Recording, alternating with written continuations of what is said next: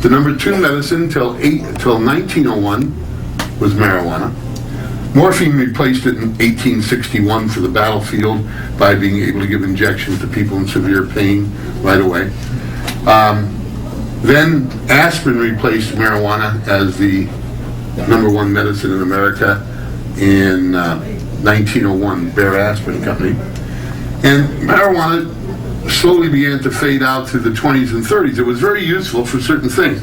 All this time, and they wouldn't know until 27 years after it was outlawed in 1937, they wouldn't know until 1964 what the active ingredients in marijuana were.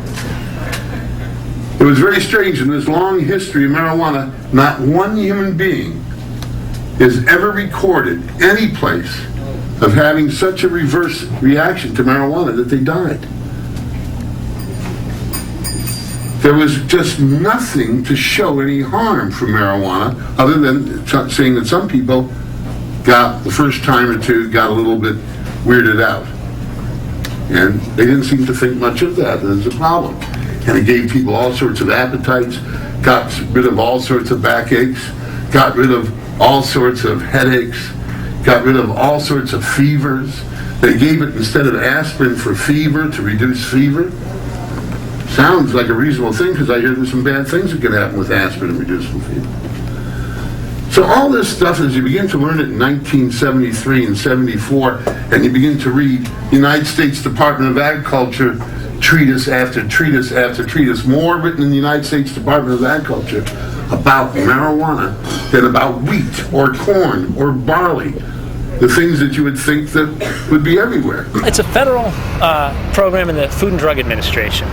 And by simply issuing an order directing the program open, it's a federal program, he's a federal judge, direct the federal program open, include Mr. McWilliams. That's all the other people, or at least the initial 3 or 4 people in the program, were all ordered in by a court.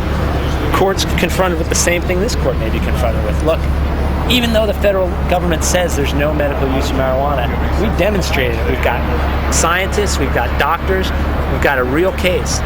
There is a medical use. So that's why that program was created. So by putting them in there, and again, that program, they produced 1,000 pounds of marijuana last year. Before I was born, when I began to be made, I have an odd lack of a protein. When that manifests itself, it's called Nale Patela syndrome. That means basically I'm a little different than everybody else. But you see, that's basically what you guys are too. Everybody is a little different. That's the major difference that I have. The reason I get marijuana is because I was never treated as somebody with Nale Patela syndrome. I was treated generally like everybody else. So they would treat me. They would give me a handful of drugs. I'd go out and ride a motorcycle through a wall. Oh, wow. And they'd say, "Oh, you can't take those drugs." And I'd say, "No shit."